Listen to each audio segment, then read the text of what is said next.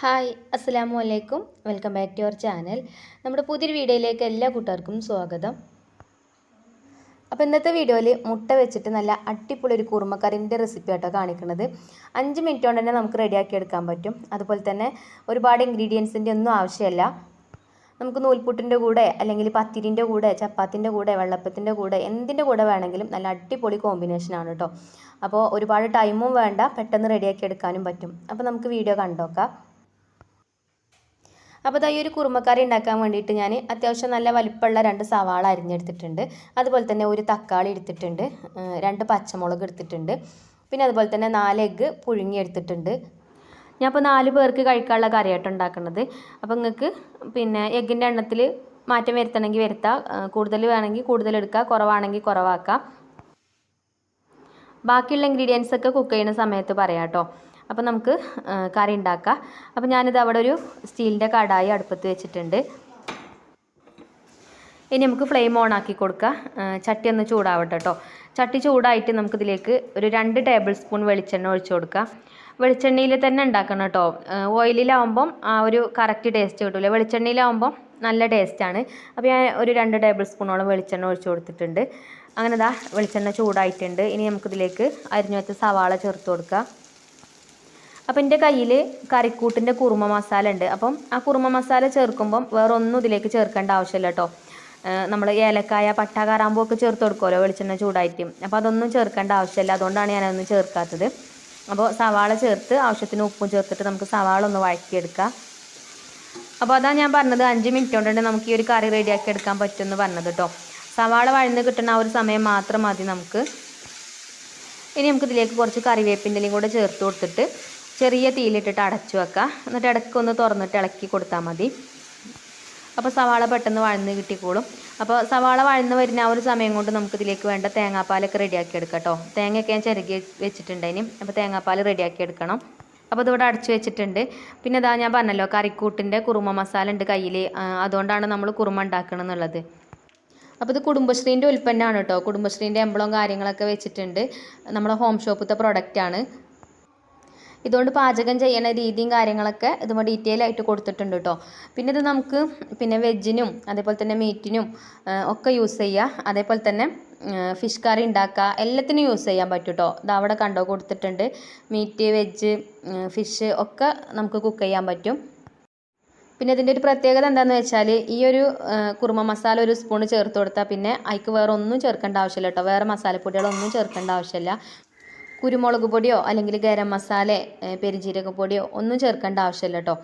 അപ്പോൾ നമ്മുടെ സവാള അവിടെ വഴന്ന് വന്നിട്ടുണ്ട്. ഇനി നമുക്കിതിലേക്ക് ഒരു സ്പൂണ് കുറുമ മസാല ചേർത്ത് കൊടുക്കാം. അപ്പം നമ്മൾ മുട്ടക്കുറുമയാണ് ഉണ്ടാക്കുന്നത്. പിന്നെ ഇതിൻ്റെ മുന്നേ നമ്മൾ ഉരുളക്കിഴങ്ങ് വെച്ചിട്ടൊരു കുറുമക്കറിൻ്റെ റെസിപ്പി ചെയ്തിട്ടുണ്ടായിന്. ആ ഒരു വീഡിയോ ഒരുപാട് കൂട്ടുകാർക്ക് ഇഷ്ടപ്പെട്ടിട്ടുണ്ടായിന്. അപ്പോൾ നല്ല നല്ല കമൻസും കാര്യങ്ങളൊക്കെ വന്നിട്ടുണ്ടായിന് കേട്ടോ ആ ഒരു കറിക്ക്.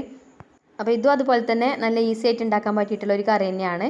അപ്പോൾ സവാളയൊക്കെ വഴന്ന് വന്നു. നമ്മൾ മസാലപ്പൊടിയൊക്കെ ഒരു സ്പൂൺ ചേർത്ത് കൊടുത്തു. അതിൻ്റെ ആ ഒരു പച്ചമണമൊക്കെ മാറി വന്നതിന് ശേഷം തക്കാളി അരിഞ്ഞതും ചേർത്തു. അതേപോലെ തന്നെ 2 പച്ചമുളക് അരിഞ്ഞതും ചേർത്ത് കൊടുത്തിട്ടുണ്ട്. ഇനിയിപ്പോൾ ഈ തക്കാളി ഒന്ന് വഴന്ന് വരട്ടെ. അപ്പോൾ നമുക്ക് ചെറിയ തീയിലിട്ടിട്ട് കുറച്ച് സമയം കൂടെ ഒന്ന് അടച്ചു വെക്കാം. ഇപ്പോൾ തക്കാളിയൊക്കെ നല്ല രീതിയിൽ തന്നെ വഴന്ന് കിട്ടിയിട്ടുണ്ട്. ഇനി നമുക്കിതിലേക്ക് ഒരു സ്പൂൺ കൂടെ കുറുമ മസാല ചേർത്ത് കൊടുക്കാം കേട്ടോ. അപ്പോൾ ടോട്ടൽ 2 സ്പൂൺ കുറുമ മസാല കേട്ടോ നമ്മളിതിലേക്ക് ചേർക്കുന്നത്.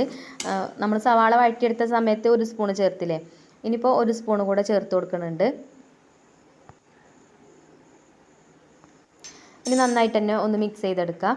പിന്നെ ഈ ഒരു കുറുമ മസാലേൻ്റെ റേറ്റ് 50 രൂപയാണ്. ഇത് സൂപ്പർ മാർക്കറ്റിലൊക്കെ കിട്ടുമോയെന്ന് എനിക്കറിയില്ല, കറിക്കൂട്ടിന് ഇത് കിട്ടുമോയെന്ന് അറിയില്ല. വേറെ കുറുമ മസാല കിട്ടുമോ ഇക്കാരം.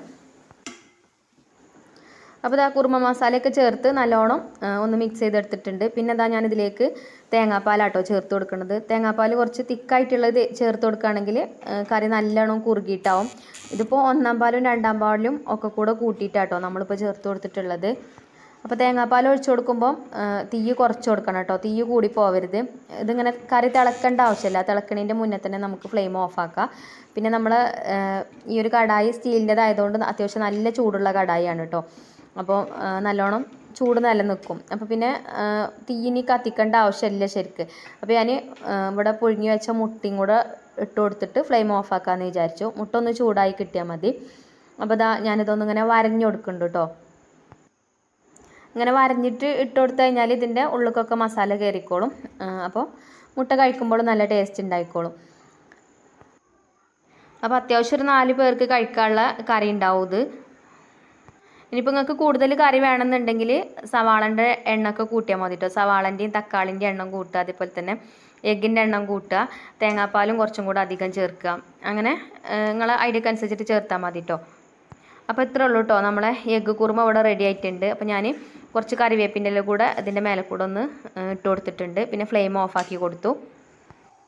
അപ്പോൾ ഞാനിപ്പോൾ ഇത് നൂൽപുട്ടിൻ്റെ കൂടെ കഴിക്കാൻ വേണ്ടിയിട്ടാട്ടോ ഈ ഒരു കറി ഉണ്ടാക്കിയിട്ടുള്ളത്. നമുക്ക് എന്നും വേണമല്ലോ രാവിലെ ബ്രേക്ക്ഫാസ്റ്റ് ഉണ്ടാക്കല്ലേ. അപ്പോൾ അതിക്ക് എന്തെങ്കിലും ഒരു കറിയും വേണം. കറി ഇല്ലാതെ മക്കൾ കഴിക്കൂല. അപ്പം സ്കൂളൊക്കെ ഉള്ള ദിവസമാണെന്നുണ്ടെങ്കിൽ നമുക്ക് പെട്ടെന്ന് ഉണ്ടാക്കാൻ പറ്റിയിട്ടുള്ള കറി കേട്ടോ ഇത്. ഒരുപാട് വെജിറ്റബിൾസ് ഒന്നും അരിഞ്ഞ് നിൽക്കേണ്ട ആവശ്യമില്ല. 2 സവാളയും 1 തക്കാളിയും കുറച്ച് തേങ്ങാപ്പാലും ഉണ്ടെങ്കിൽ പെട്ടെന്ന് ഉണ്ടാക്കിയെടുക്കാൻ പറ്റിയിട്ടുള്ള കറിയാണ്.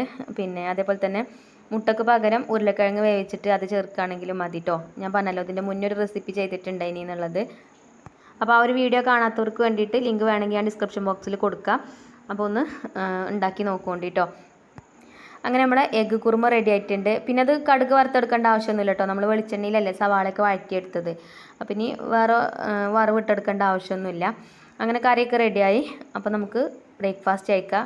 പിന്നെ അതാ നൂൽപുട്ടിൻ്റെ കൂടെയാണ് ഞാനിത് വിളമ്പണത് കേട്ടോ. അപ്പോൾ നൂൽപുട്ടിൻ്റെ കൂടെ മാത്രമല്ല, പത്തിരിൻ്റെ കൂടെ, ചപ്പാത്തിൻ്റെ കൂടെ, വെള്ളപ്പത്തിൻ്റെ കൂടെ, എന്തിൻ്റെ കൂടെ വേണമെങ്കിലും നല്ല അടിപൊളി കോമ്പിനേഷനാണ്. നല്ല ടേസ്റ്റുള്ള കറിയാണ് കേട്ടോ. അപ്പോൾ ഇതുപോലെ ഒന്ന് ട്രൈ ചെയ്ത് നോക്കാത്ത കൂട്ടുകാരൊന്ന് ട്രൈ ചെയ്ത് നോക്കുകൊണ്ട് എന്തായാലും നിങ്ങൾക്ക് ഇഷ്ടപ്പെടും. അതുപോലെ തന്നെ ഈ ഒരു കുറുമക്കറി നിങ്ങൾ ഉണ്ടാക്കിയിട്ട് അതിൻ്റെ ഫീഡ്ബാക്ക് പറയാൻ മറക്കരുത് കേട്ടോ. അപ്പോൾ ഇന്നത്തെ വീഡിയോ ഇത്ര തന്നെയുള്ളൂ. ഇനി ഇൻഷാ അല്ലാഹ് നല്ലൊരു വീഡിയോ ആയിട്ട് നമുക്ക് നാളെ കാണാം. അപ്പോൾ വീഡിയോ ഇഷ്ടപ്പെട്ടാൽ ലൈക്ക് ചെയ്യുക. അതുപോലെ തന്നെ നമ്മളെ ചാനൽ സബ്സ്ക്രൈബ് ചെയ്യാതെ ഏതെങ്കിലും കൂട്ടുകാർ കാണുന്നുണ്ടെങ്കിൽ ഒന്ന് സബ്സ്ക്രൈബ് ചെയ്ത് സപ്പോർട്ട് ചെയ്യുക. പിന്നെ നിങ്ങളെ ഫ്രണ്ട്സിനോ ഫാമിലിക്കൊക്കെ നമ്മളെ വീഡിയോ ഒന്ന് ഷെയർ ചെയ്ത് കൊടുക്കാനൊന്നും മറക്കരുത് കേട്ടോ. അപ്പോൾ ഇൻഷാ അല്ലാഹ് നമുക്ക് അടുത്ത വീഡിയോയിൽ കാണാം. Thank you for watching.